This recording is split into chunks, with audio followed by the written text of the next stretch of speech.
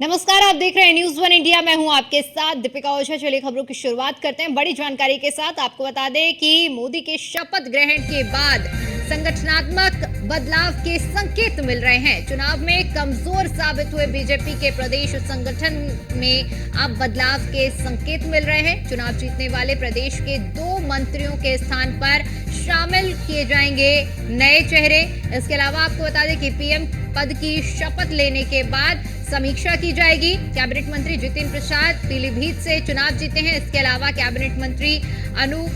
प्रधान वाल्मीकि हाथरस से चुनाव जीते हैं और ऐसे में आपको बताते चले कि 2 नए चेहरों को जगह मिलेगी कैबिनेट में और साथ ही साथ बड़े बदलाव के संकेत भी मिल रहे हैं, क्योंकि उत्तर प्रदेश से जो उम्मीद लगाई गई थी, उत्तर प्रदेश में उम्मीद अनुसार परिणाम नहीं मिला है और उत्तर प्रदेश की 80 सीटों में भारतीय जनता पार्टी की बात करें अगर तो 2014 और 2019 का जो प्रदर्शन रहा है उससे कई गुना इस बार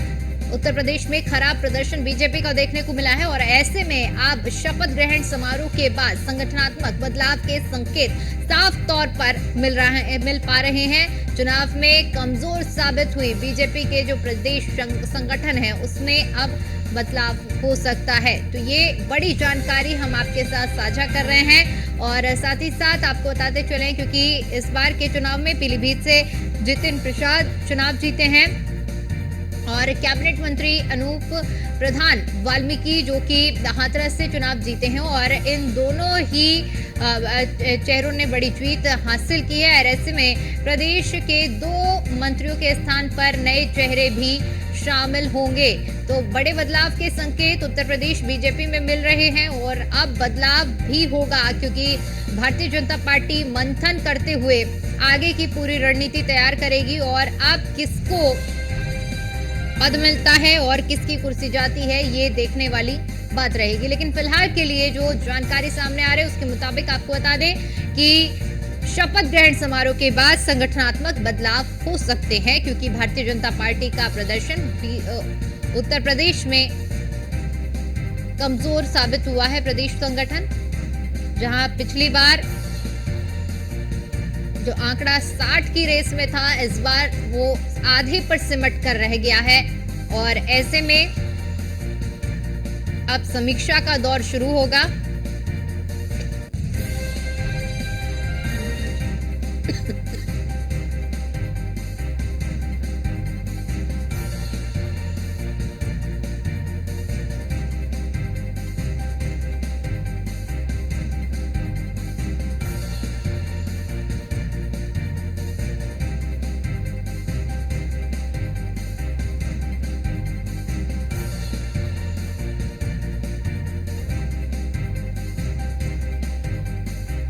के साथ हमारे संवाददाता मनीष मिश्रा हमारे साथ जुड़ चुके हैं। मनीष, एक तरफ भारतीय जनता पार्टी का प्रदर्शन उत्तर प्रदेश में जिस तरह से देखने को मिला है ऐसे में कमजोर साबित हुई है भारतीय जनता पार्टी उत्तर प्रदेश में, संगठन पर भी बड़े सवाल खड़े हो रहे हैं। ऐसे में क्या ये मान लिया जाए कि शपथ ग्रहण समारोह के बाद बड़े बदलाव संगठन में देखने को मिलेंगे उत्तर प्रदेश में?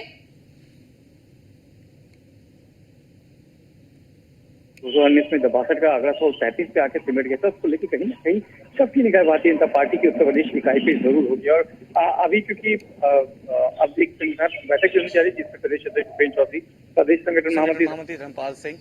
इन लोग को दिल्ली तलब किया गया है। वहां जाके प्रदेश के जो अध्यक्ष है भूपेन्द्र चौधरी वो अपना इस्तीफा भी सौंप सकते हैं, दिल्ली में जाके अपना इस्तीफा भी सौंप सकते हैं। सबसे बड़ी चीज देखनी होगी कि जिस तरीके से संगठन जो बहुत मजबूत माना जाता था भारतीय जनता पार्टी का 2014 से लगातार जो जीत का सिलसिला था, जो 2014 हो, 17 हो, 19 हो, 22 हो, लगातार जो जीत का क्रम था उसके बाद कहीं ना कहीं इतना बड़ा डाउनफॉल शायद किसी ने सोचा नहीं था। और संगठन को लेकर जिस तरीके से जो प्रभारी नियुक्त किए थे वैजयंत पांडा, वो भी बहुत ज्यादा प्रभावी ढंग से यहाँ पे एक्टिव मूड पे नहीं रहे थे क्योंकि वो खुद उड़ीसा से चुनाव लड़ रहे थे। तो ऐसे में कहीं ना कहीं केंद्र की जो रणनीति थी उत्तर प्रदेश को लेके वो भी कहीं ना कहीं आप देखेंगे तो उतनी ज्यादा सकारात्मक दिखी नहीं, उतना बढ़िया तालमेल दिखा नहीं। और साथ ही साथ जिस तरीके से संगठन को लेके मजबूती की दावे किए जाते थे कि उत्तर प्रदेश का संगठन बहुत मजबूत है, बहुत जो उसकी जो कैडर है वो बहुत मजबूत है, उसने बहुत मजबूत चुनाव लड़ा है। पर कहीं ना कहीं चाहे वो कैंडिडेट्स के फीडबैक की बात हो, जो कैंडिडेट्स का चुनाव था उसके पहले जिस तरीके से उनके जो फीडबैक्स लेने थे, उनकी जो पूरा रिपोर्ट कार्ड देना था, उसमें कहीं ना कहीं शायद उतना बढ़िया फीडबैक दे नहीं पाए जिस तरीके से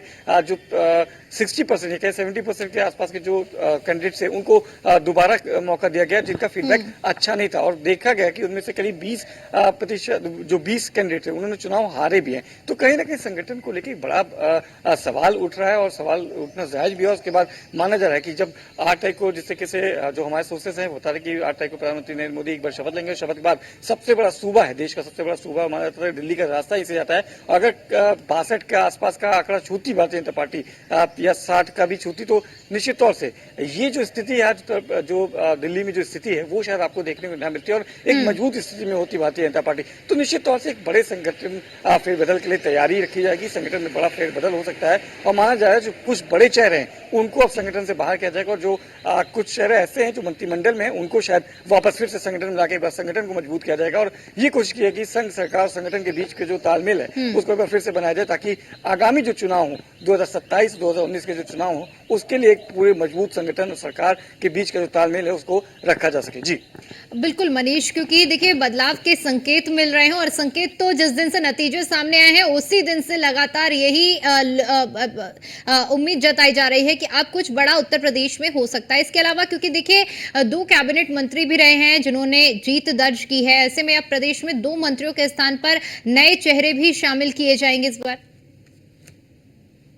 जितिन प्रसाद ने पीलीभीत से चुनाव जीता है और अनूप वाल्मीकि ने अलीगढ़ से चुनाव जीता है। तो इनको लेके भी दोनों, क्योंकि एक एमओएस मिनिस्टर हैं अनूप प्रधान, और जितिन प्रसाद कैबिनेट मिनिस्टर हैं, पीडब्ल्यूडी के बड़ा मंत्रालय है, तो उसको लेके कहीं ना कहीं संगठन के साथ साथ जो सरकार है उसमें भी मंत्रिमंडल में विस्तार हो सकता है, उसमें भी बदलाव देखे जा सकते हैं। और कई प्रमुख चेहरों को जिनका परफॉर्मेंस बतौर मंत्री संगठन के तौर पर, या कहे उन्होंने मंत्री के साथ जो प्रभारी मंत्रालय था या कहे प्रभारी क्षेत्र था वहां पर संगठन की तरफ से काम नहीं किया, तो उनको लेकर भी उन पर गाज गिर सकती है। इस बार आपको बहुत बड़े फेरबदल के लिए आप देख सकते हैं कि उत्तर प्रदेश में न केवल संगठन में बल्कि मंत्रिमंडल में भी आपको बड़े फेरबदल देखने को मिल सकते हैं। और क्योंकि बड़ा मंत्रालय भी है तो कहीं ना कहीं दिल्ली दरबार में उसको लेकर भी सुगबुगाहट शुरू हो चुकी है, और सभी की निगाहें हैं कि 8 तारीख पर जब प्रधानमंत्री नरेंद्र मोदी एक बार तीसरी बार शपथ लेंगे, केंद्र की मंत्रिमंडल का जो नया स्वरूप होगा, उसके साथ साथ उत्तर प्रदेश क्योंकि सबसे बड़ा सूबा है देश का, जहां पे 80 लोकसभा सीटें आती हैं, और परफॉर्मेंस शायद 2014 के पहले देखा गया था, 2009, 2012 के आसपास देखा गया था। उसके बाद संगठन में फिर से न केवल संगठन में बल्कि आपको देखा जाएगा कि संगठन सरकार में भी आपको कई बदलाव देखने को मिल सकते हैं। साथ ही साथ एक बात फिर से चल रही कि पुराने जो जिससे कि संगठन में मजबूती थी, उन मजबूत चेहरों को, उन मजबूत हाथों को एक बार फिर से कमान दी जाए भारतीय जनता पार्टी की उत्तर प्रदेश, ताकि आने वाले जो चुनाव है 2027 और 2019, क्योंकि बीजेपी हमेशा से एक चुनाव खत्म होने के बाद दूसरे चुनाव मूड में रहती है, हमेशा 24/7 चुनावी मूड में रहती है, तो उसको लेकर कहीं ना कहीं रणनीति तैयार होगी और एक बड़े फेरबदल के उत्तर प्रदेश का संगठन सरकार दोनों तैयार होंगे। जी बिल्कुल मनीष, क्योंकि अब मंथन की जरूरत है, और जिस तरह से आपने जिक्र किया कि बीजेपी हमेशा ही चुनावी मूड में रहती है, ऐसे में अब मंथन करके आगे के चुनाव की रणनीति भी तैयार की जाएगी। ऐसे में देखिए अगर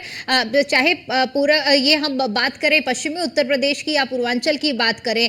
दोनों ही मोर्चों पर हमें नुकसान ही देखने को मिला है भारतीय जनता पार्टी के लिहाज से। उधर घोषी में जिस तरह से गठबंधन किया गया उसका भी कुछ ज्यादा फायदा भारतीय जनता पार्टी को इस बार के चुनाव में नहीं मिला। निश्चित तौर से देखिए, घोसी में एक नहीं दो सिंह चौहान को लाया गया था, उनको एमएलसी बना के उनको मंत्रिमंडल में भी शामिल किया। ओम प्रकाश राजभर को भी लाया गया, उनको भी मंत्रिमंडल में शामिल किया गया, पर पूर्वांचल में कहीं दिखा नहीं, संजय निषाद का भी जादू दिखा नहीं।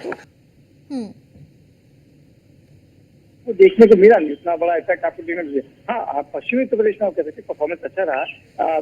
आरएलडी को शामिल किया गया था, रालोद को जयंत चौधरी से हाथ मिलाया था और उन्होंने दोनों सीट जीत के निकाल के दी है। पूर्वांचल में आपने तो क्या तो 2022 में भी पूर्वांचल में बहुत ज्यादा हालत अच्छी नहीं थी भारतीय जनता पार्टी का। आजमगढ़, गाजीपुर, मऊ, ये जिसमें आप 3 सीट हुए, तो कहीं ना कहीं उसको लेके एक फीडबैक पहले से दिया गया था। उन्हीं फीडबैक पे शायद काम नहीं किया गया और फीडबैक को नजरअंदाज किया गया। उसके बाद जो स्थिति हुई है 62 से 33 तक का जो सफर हासिल किया है, वो शायद आपको ना करना पड़ता। तो कहीं ना कहीं उन चेहरों को, उन जो किसी संगठन में जब फेरबदल बात हुई तो ये भी बात की गई थी, जो बाहरियों को ज्यादा सम्मान दिया गया, जो अपने थे अपने कार्यकर्ताओं की अनदेखी की गई थी, उसका भी कहीं ना कहीं फैक्टर था। उन लोग का भी फैक्टर कहीं ना कहीं काम किया कि जो बाहरियों को ज्यादा भरोसा जता के अपनों को दूरी रखी गई, ये भी कहीं ना कहीं फैक्टर जरूर काम किया। इस तरह से कहीं ना कहीं आत्मचिंतन मंथन करती नजर आएगी भारतीय जनता पार्टी। तो निश्चित तौर से पूर्वांचल का ट्रेंड 2022 से लगातार 2024 में शामिल था और कहीं ना कहीं ये इसका फायदा पीडीए की को साथ लेके चलने वाली अखिलेश यादव की जो समाजवादी पार्टी है उसने इसका बखूबी था, क्योंकि 2022 में भी अखिलेश यादव ने 2022 में कहीं ना कहीं 3 सीट के पूर्वांचल में भारतीय जनता पार्टी को वापस थे। 2024 में भी न केवल पूर्वी उत्तर प्रदेश में बल्कि अवध और पूर्वांचल दोनों जो क्षेत्र थे भारतीय जनता पार्टी को उसने बड़ा डेंट दिया है। और तो कहीं ना कहीं ये से जब संगठन की तरफ से जब बात होगी, जब इसमें विचार किया जाएगा, तो निश्चित तौर से इन दोनों प्रभारियों के साथ जो क्षेत्र प्रबंधन है उसमें भी कहीं ना कहीं आपको बदलाव देखने को मिलेंगे। जी बिल्कुल, बहुत बहुत शुक्रिया मनीष आपका हमारे साथ जुड़ने के लिए और जानकारी के लिए।